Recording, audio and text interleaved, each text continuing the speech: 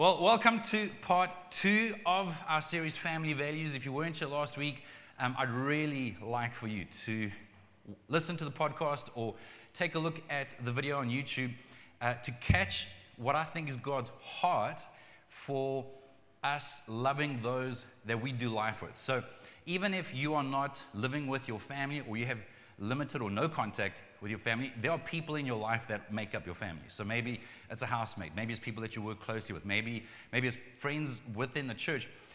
There's so many different ways for us to apply these, and so I'm going to ask you again, like I said last week, to give us grace and to keep trying to catch the principle and to apply it however is necessary. I've given quite a bit of thought to what I think might make life a little bit more comfortable for us. The older we get, the fatter we get, the more, we tend to get hotter in summer, and we want, air conditioning in the bedroom just to make life a little bit more comfortable. I don't know if you've ever heard of those like memory foam beds. I forget what the actual make is called, but I've got the pillow and it's amazing. I'd have to sell a kidney to buy the bed, but it's partly designed by, I think, NASA, etc., where it helps you basically feel like you're floating in a zero gravity environment. The thing about both of those, climate control and the most comfortable bed, is that it's really, really good for falling asleep. So it's really good for being comfortable and for getting rest, which is important. I'm a big believer in us having appropriate rest. What it's not good for is resistance and growth and stretching and having to develop in different areas of our lives. I've also been quite fascinated with stories I've been reading about astronauts and how the effects that zero gravity has on their bodies. In fact, as early as the Apollo missions in the 60s and 70s, they found that even 8 days in space, in a zero gravity environment, meant that when they landed, the astronauts had to be pulled from their capsules. Living in a zero gravity environment is very, very comfortable, but then it starts to cause atrophy. Atrophy is where in their cases, their muscles, their bones, in some cases even like it'll affect their spine, their ability for their heart to pump blood. To live in a zero gravity environment is amazing for a while. But without any kind of resistance, please hear what I'm saying. Without any kind of resistance, you start to weaken and die. So apparently, I'm not an expert on this, but apparently the biggest obstacle to traveling to Mars is not the technology, it's how to prevent the effect on the astronauts' bodies. So astronauts actually have what they call gravity suits, which has elastics and various things inside their suit that actually causes resistance. So that when they're living in a zero gravity environment for an extended period of time, resistance is being provided for them so that they can stay healthy. I want to talk about resistance today. I want to talk about not if you fight, more like when you fight, and I want to take a look specifically at how to fight fair. I want to encourage you not to be overly pessimistic and overly discouraged when you face conflict, when you face disagreement. In fact, and I want to be careful how I say this, but I actually get nervous when couples never ever have disagreements. I'm not saying you have to have knockdown in a drag out fights. I'm talking about like there's never a disagreement, because then one of you aren't necessary. Or if your kids, especially teenagers, never disagrees with you, honestly, in my opinion, something's wrong. Because God has planned for them to actually become individuals, to become people, which means that we're going to have differences of opinion and different wills. And it's not about who's right and wrong. I'm saying that it's actually in the differences that we work stuff out, that we figure stuff out, that we actually develop together. I'm not talking about abuse. I'm not talking about prolonged, consistent, relentless, chronic abuse and dysfunction. So please, don't misunderstand me. But I am saying that in any normal, healthy relationship, there is going to be disagreement. And so the challenge for us is to fight fair. To fight fair. I didn't get to anywhere near enough of what I wanted to last week, and I'm probably not going to this week either. So let me tell you right up front what I want to get to. Okay? Three basic ideas. I'm going to spend the least on the last, but it's 3 key ideas. Number 1 is to start with me, to fight for we, and forgiveness is free. I know, right? I like it. Me, we, free. Okay, so start with me. Guys, I need help remembering stuff, okay? If I don't remember my sermon, I don't expect you to. So this helps me. It helps me. So start with me, fight for we, forgiveness is free. Start with me. I cannot, like in terms of burden, if you hear nothing else I'm saying today, please get this. It starts with us. Our human nature wants to start with you, because right now you, in my opinion, subconsciously, like, you're making me mad, which, by the way, is impossible. Think about that for a second. How do I make you mad?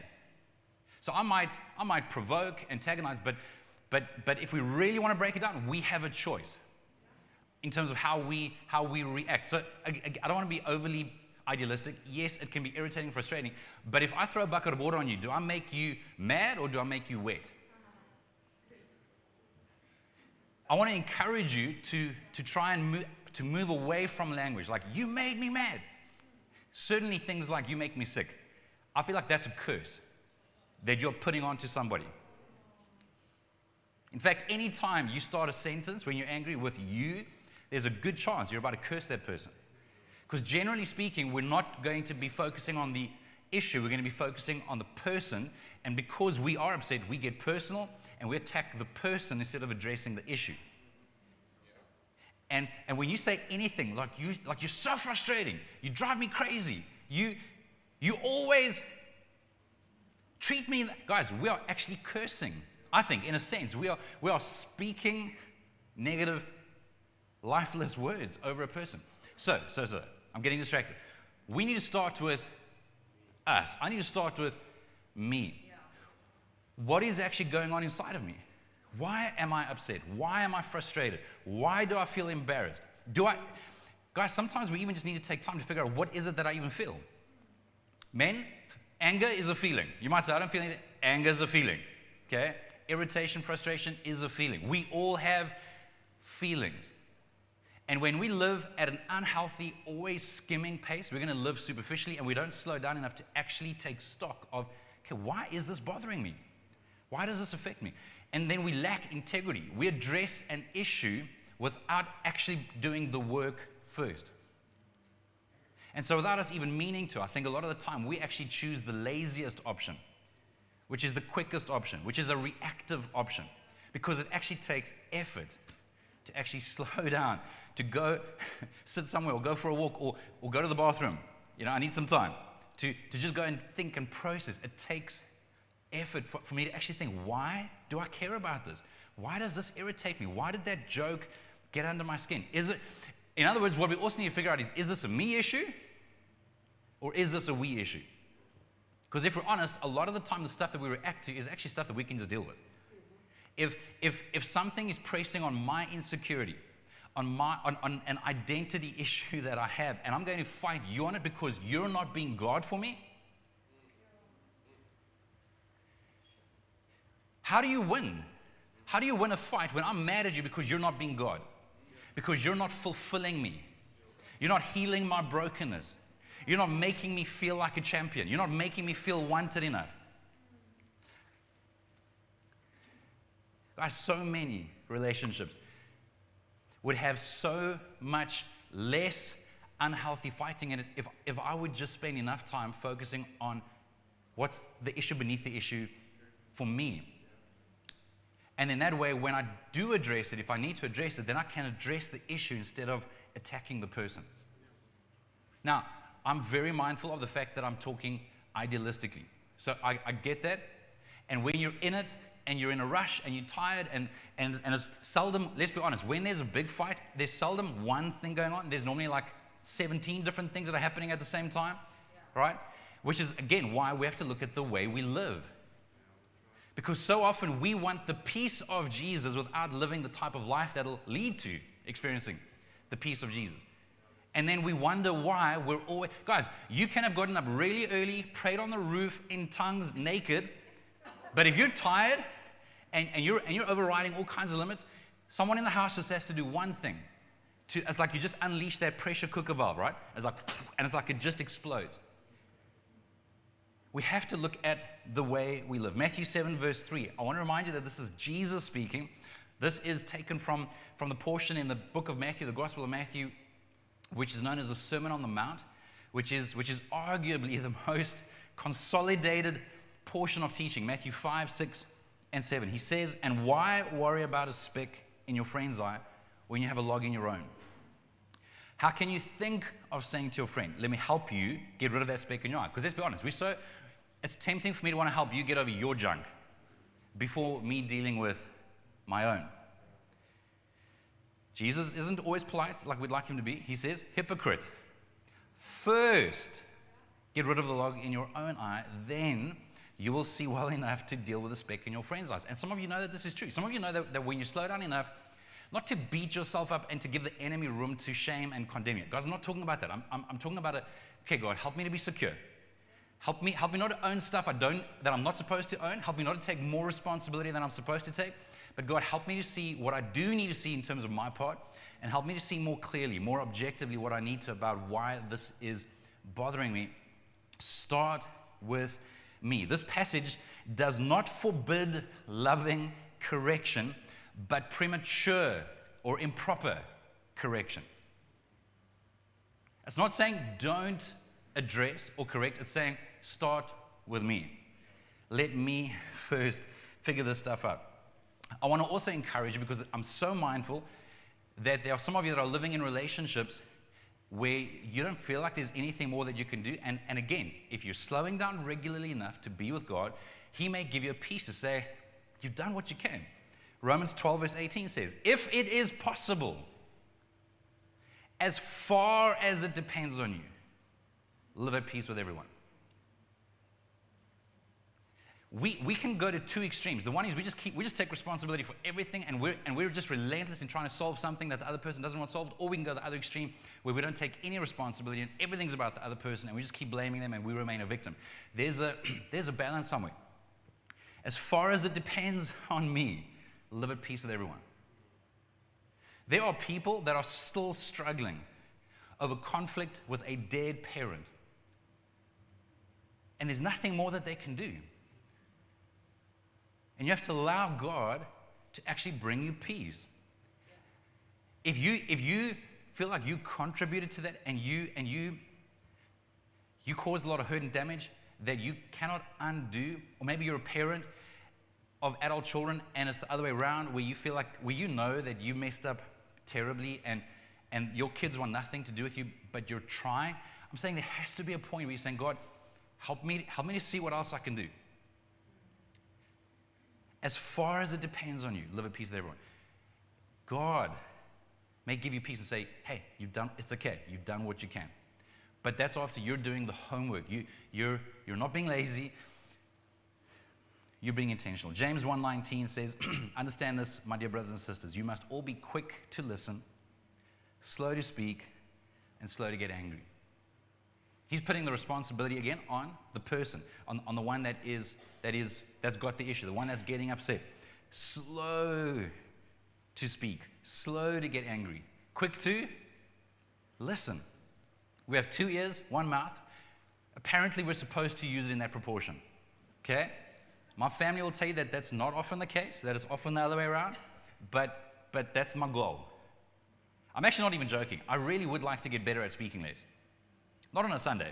I mean, even on a Sunday. But I would like to simplify my speech sometimes. Sometimes I allow my mouth to run off way ahead of my brain, and that can cause trouble, as you can imagine. I want to remind you that you cannot change other people, but you can change yourself. And if I'm going to be a victim and I'm going to only keep focusing on the other person, or worse than that, is where I try and control and manipulate that person because they're not changing the way I think they should. And you might even be right in some cases. Maybe they should change. But you're not responsible for that person's heart. God doesn't even do that. God won't manipulate and bully someone into changing. God invites.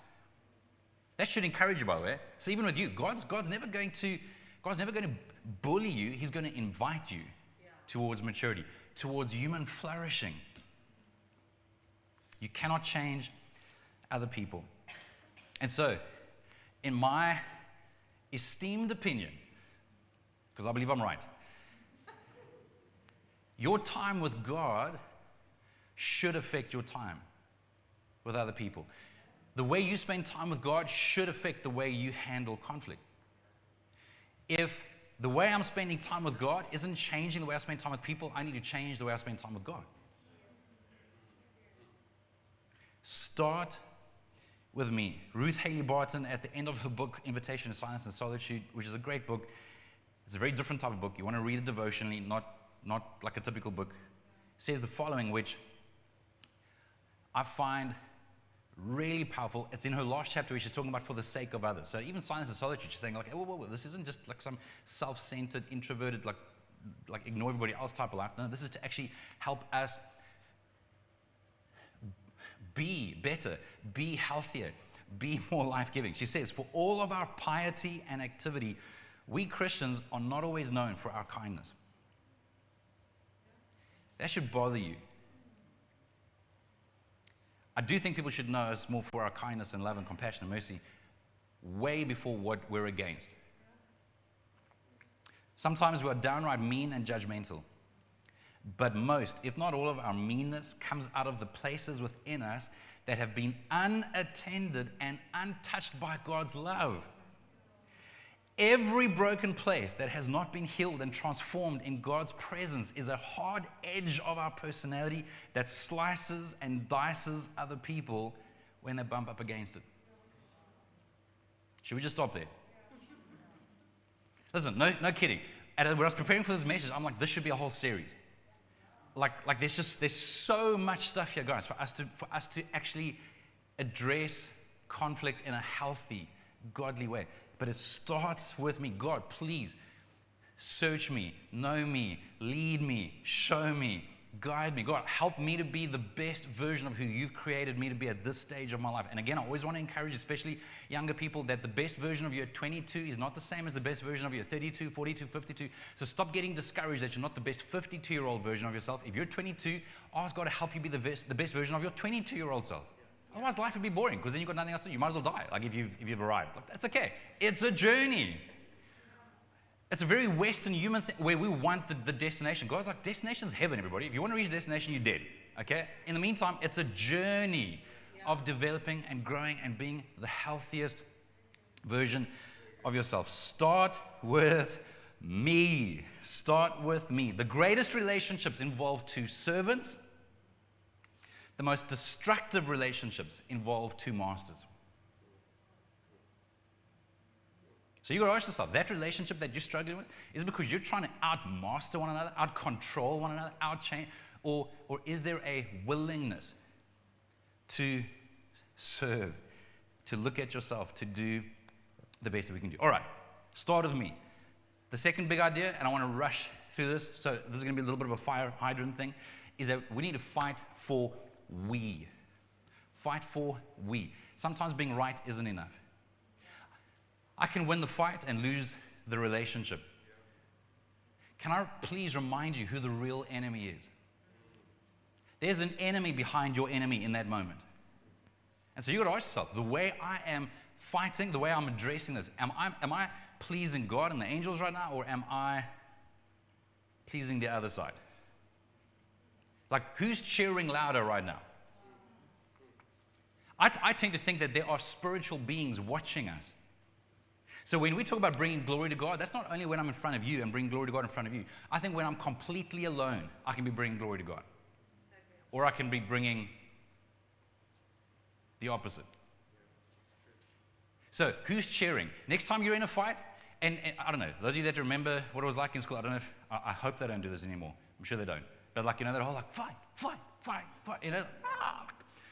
don't know him. Anyway, sorry. I beat him up.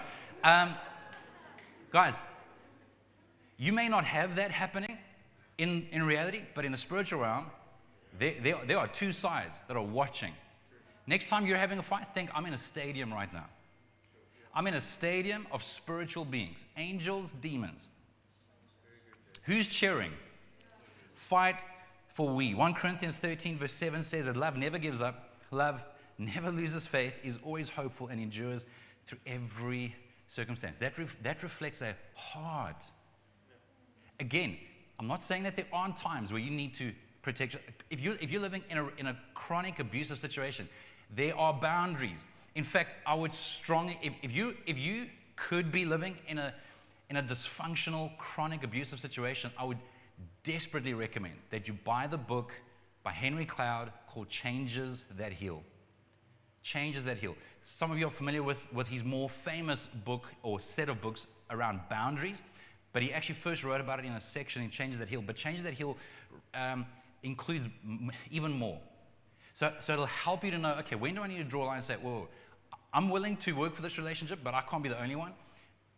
I'm gonna honor your choices. So there are times, this is why we need a whole series on this. But as far as there's any willingness from the other side, let's do all that we can to live at peace. Ephesians 4, verse 1 to 3, again, speaks about a way. Therefore, I, a prisoner for serving the Lord, beg you, this is Paul writing, beg you to lead a life worthy of your calling, for you have been called by God. Always be humble and gentle. So when you're going to, fight for we, be humble, be gentle. There's so much just even in those two words. Then he touches on what we spoke about last week. Be patient with each other, making allowance for each other's faults because of your love. Guys, we really don't have to fight over everything. Parents, you don't have to fight every fight. Like, there are some important ones, but if your kids are going through a season where like they're just pushing every single boundary all day, every day, like, you probably need to pick your fights. If you're in a relationship and your spouse is struggling, with a whole bunch, like, you might just need to be more gracious during that season. Or if it's knucklehead stuff, just, guys, pick your battles. Pick your battles. Make every effort to keep yourselves united in the Spirit, binding yourselves together with peace. Romans 12, verse 16 says, live in harmony with each other. Don't be too proud to enjoy the company of ordinary people, and don't think you know it all. So again, that speaks of humility. And by the way, this speaks of real unity. So living in harmony isn't about false peace.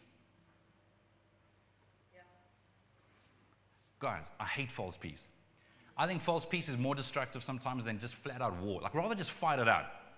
But this whole passive-aggressive, like sweeping stuff under the rug, ignoring it, not talking about it, hoping it goes away, guys, that's not God's way. Love the person enough, love the relationship enough to actually address it, but try and do it in a constructive way. Verse 17, never pay back evil with more evil. So even if that person that you're in, maybe that person at work, that fellow learner at school is evil, it happens. Guys, don't fight back evil with evil. Do things in such a way that everyone can see you are honorable. And I just want to tell you that later is longer. People look back and they can see. Maybe you've gone through a divorce and your spouse, your ex-spouse, is just belittling you to your kids. Guys, later is longer. Don't fight evil with evil. I am convinced that if you keep doing everything you can to remain honorable and you speak with honor towards the other side, I think somewhere along the line, they're going to look back, your kids, and they're going to be like, hey, Dad was pretty honorable. I've never heard Dad take cheap shots at Mom, or I never heard Mom take cheap shots at Dad. Just as a side note, I think it's fair to say, Sue can correct me when I'm not here if I'm incorrect, but because of her mom's unhealthy relationships with men, I think Sue was for the most part brought up being taught that men are dogs. Like, Sue didn't want to get married because all men were bad. And that's understandable, because that's someone that has passed something on to her daughter because of her experiences with men. Let's do everything that we can to live at peace with everyone. Verse 16. 19. Dear friends, never take revenge. Verse 21. Don't let evil conquer you, but conquer evil by doing good. It is so counterintuitive. It's so counterintuitive to be the recipient of evilness and to try and do good back. But guys, why should it be the same as the world? Like, why do we think that just because that person has lied about us, that it's okay for us to berate them? Why do we, guys, Jesus will mess with your head if you let him.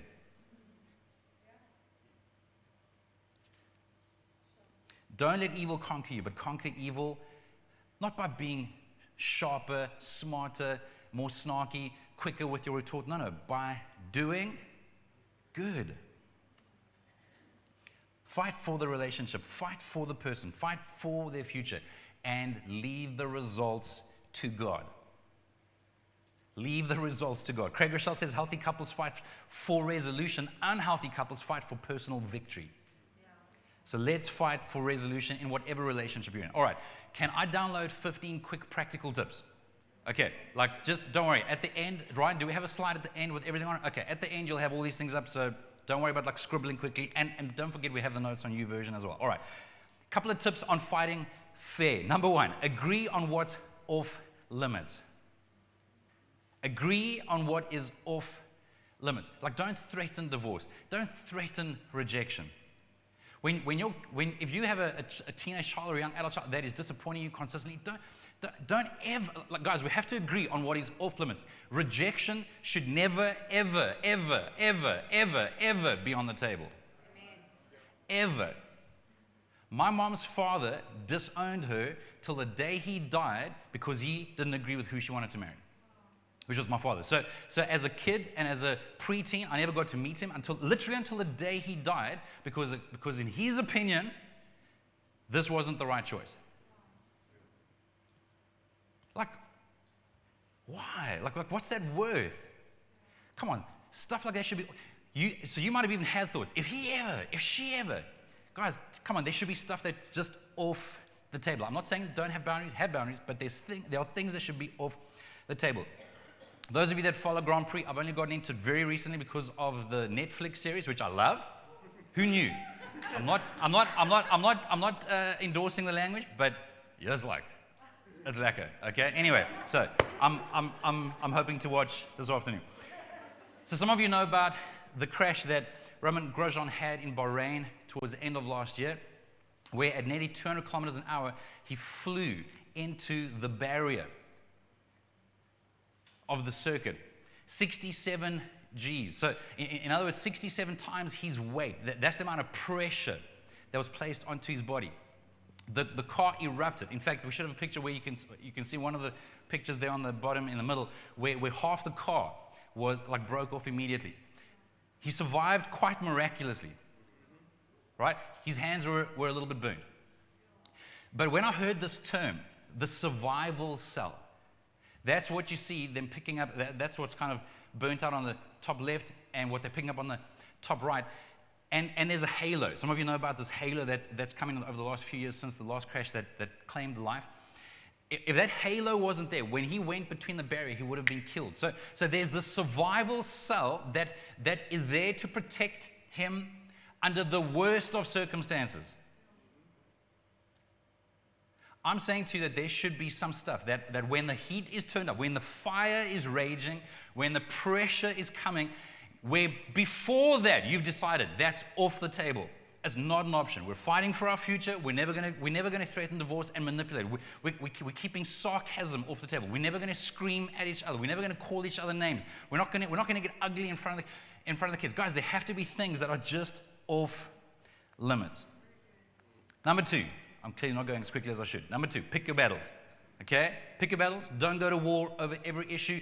Like, you'll be pretty miserable to live with and irritable to live with, by the way, if you're just going to fight over everything. And if everything has the same response to it, if someone, not putting the top on the toothpaste tube generates the same response as when, they break curfew by 14 hours or they stole the car, guys, you got a problem. So pick your battles. Okay? Number three, talk to the person, not about the person, for crying out loud. Don't gossip. Proverbs 26:20 says, fire goes out without wood and quarrels disappear when gossip stops. You can speak up and to people that are healthy, that love you enough to be honest with you, if you're looking for perspective, not validation, not for someone to add fuel. They did what? They are, no. Those are not the friends that you need to be speaking to, all right? And ideally, speak to the person. Guys, we've got to be very careful. And I even talk about this in a church context where leaders can talk about people, make very sure that you're not just talking about someone, even for prayer or for perspective, but you're never willing to actually talk to the person. The enemy, I believe, can get a wedge in there. Number 4, choose your timing carefully. I wish I could unpack that, but that makes sense, right? Like just choose your timing. Don't drop a bomb when they're running out the door, or when you know that they're exhausted. Like don't start that conversation when someone's about to fall asleep, okay? Or when you don't have time to work through that. Number 5, address the problem. Don't attack the person. What's the actual issue? Let's talk about the issue. I'm not going to attack you and call you names. Number 6, be gentle. Just this alone will help bring the temperature of most conflicts down radically. And if you can't be gentle, you might need to go for a run, go for a swim, go for a cold shower. I don't know. But do what you got to do to calm down, that you can address it constructively and gently. Proverbs 15:5 says, a gentle answer deflects anger, but harsh words make tempers flare. And I'm just telling you, I'm living proof that harsh words can make tempers flare. Okay? And on the odd occasion I get this right, gentle answers can help bring things down a little bit. So don't get aggressive, don't be sarcastic, never call names. Try not to raise your voice. If you feel like, whoa, this is getting to a place we don't want it to go to, it's okay to take a break, like just time out, like I don't know. And by the way, even with your kids, I don't want to be misunderstood with this, but I think even with your children, depending on the age, guys, like let's not antagonize them. Let's not freak them out. If you can see that they're not getting to a place where they're able to take in anymore, and they just need like some time to just process. We're not talking about sweeping stuff under the rug. I'm saying maybe somebody just needs time. There have been times, and this is where I'm so grateful for Sue balancing me out over the years. We should be like, Jason, like enough. Okay? Number 7, use I statements. If you've ever read anything about communication or conflict, or you've done a counseling course, you'll come across this idea of an I statement, where the content of your sentence is, I feel like this. When you do that, I feel embarrassed when you take what I feel like cheap shots in front of our friends, or I feel nervous or insecure, or like you don't care if you're coming home 7 hours later and you don't send a text. Not, you're careless, you don't care, you just want a divorce. No, okay, no. I feel like, or I think. So own and explain your thoughts, your feelings, your values, your hopes. Guys, use I messages. Again, I'm just telling you that the moment you go in with you, guys, who doesn't want to get defensive when they're attacked? Like, that's human nature. So let's again, remember, the goal is to fight for we, not to be the stronger opponent. I don't know that I would agree with this 100%, but it has certainly stuck with me, where Francis Chan commented in his book on marriage that normally the person who wins is the least godly. I'll just let that sit with you for a little bit. All right, number 8, be objective and specific.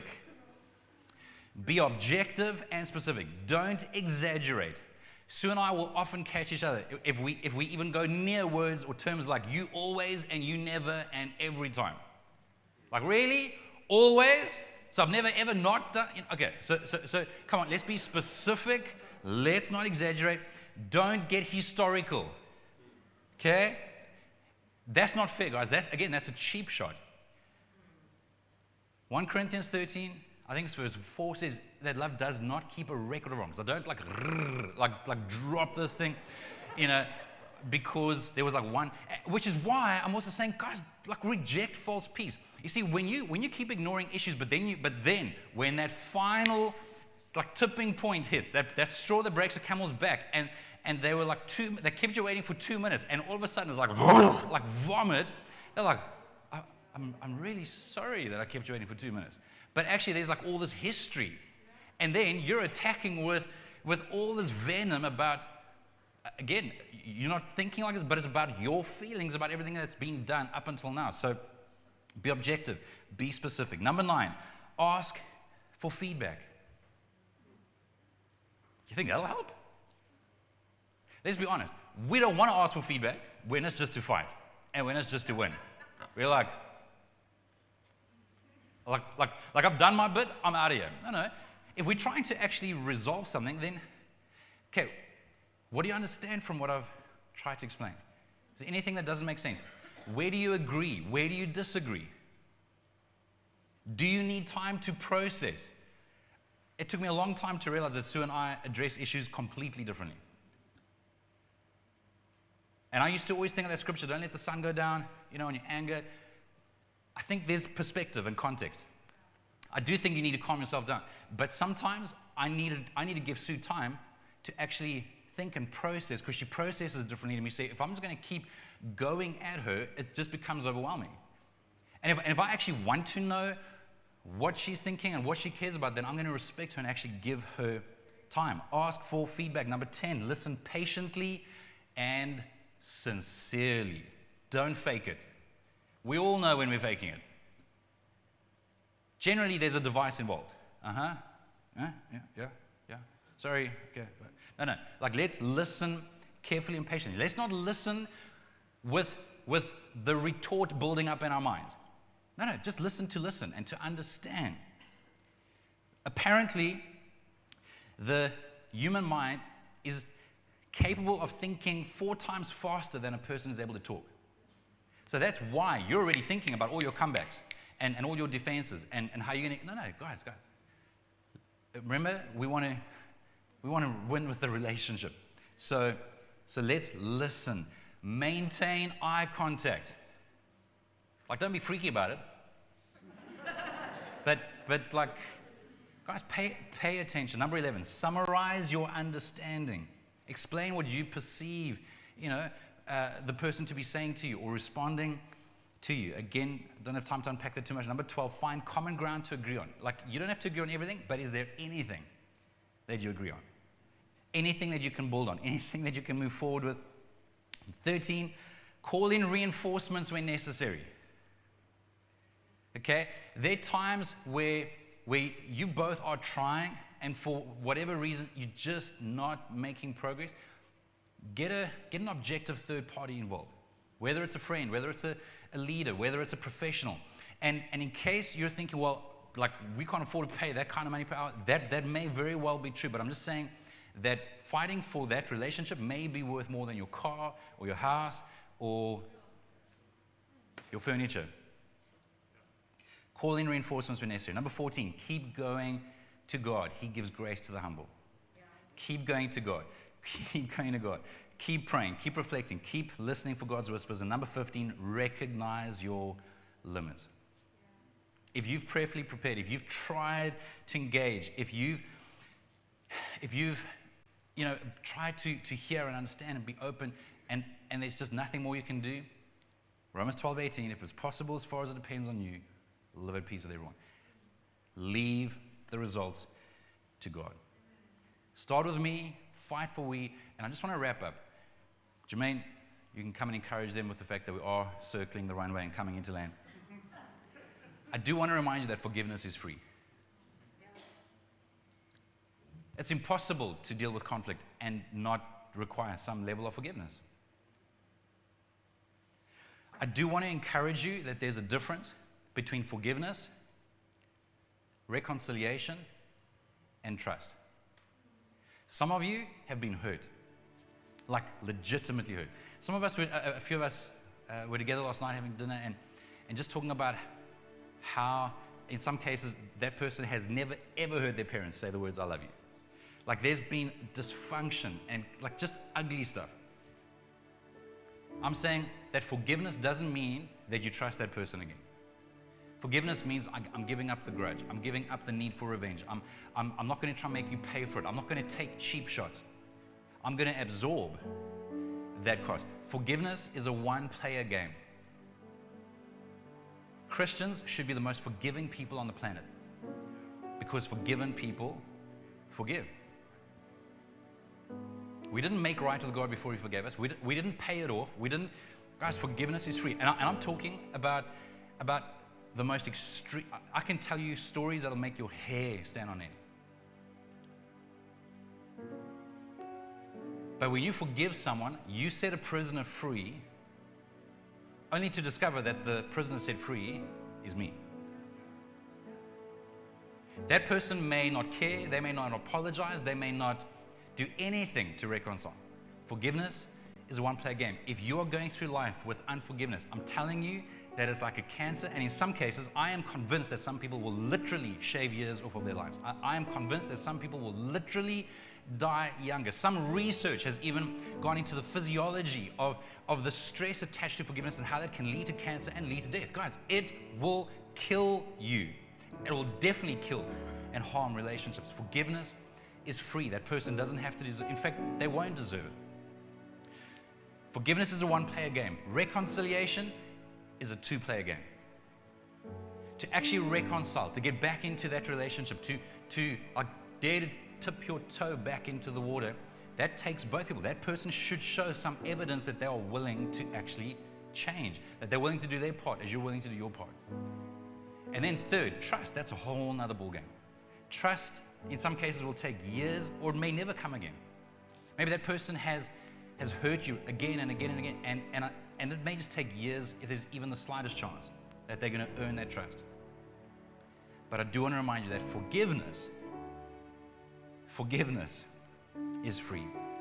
Come on, can I get you to stand with me? If you've been around for a while, you know the drill. I'd love for you to get into a posture of humility and openness, just for a few moments. So if you're comfortable, or even if you're not, but you're willing to do this, close your eyes, open your hands, and just for a few moments, would you say, God, what is one thing in particular that you're wanting me to respond to in this message?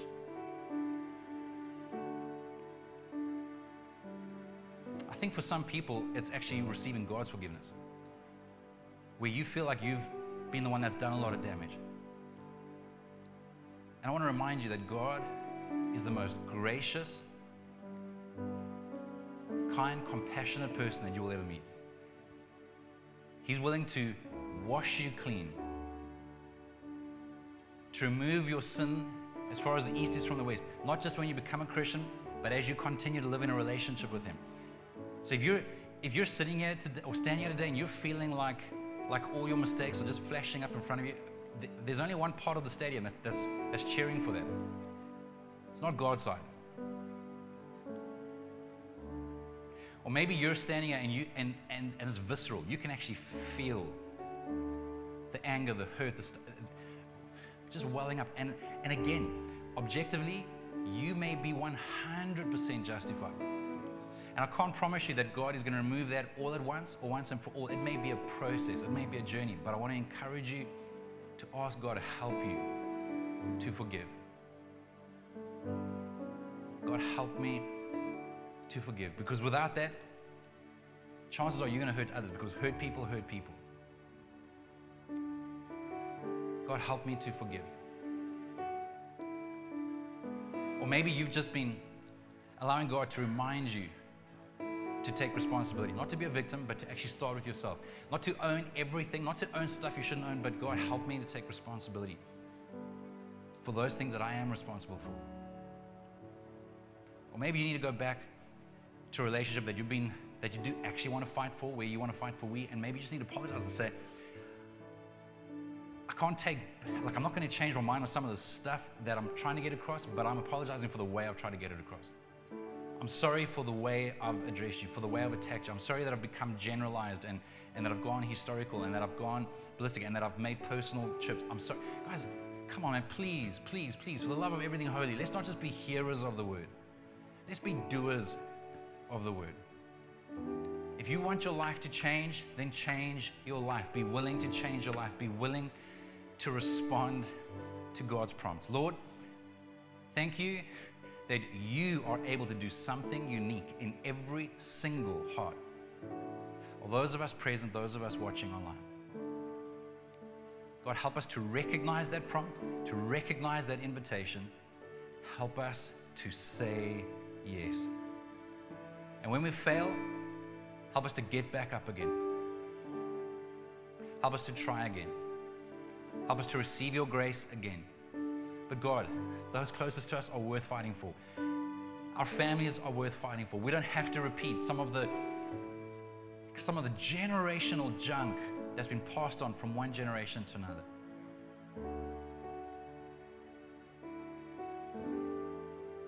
God, help us to recognize your values for our families and help us to fight fair. In Jesus' name I pray. Amen. Amen. God bless you. Have a wonderful Sunday, everybody. I'm hoping that many of you are Sabbathing today, that you're going to go rest, delight, enjoy your day, and enjoy those closest to you. Don't miss out on part 3 next Sunday. Have a great week, everybody.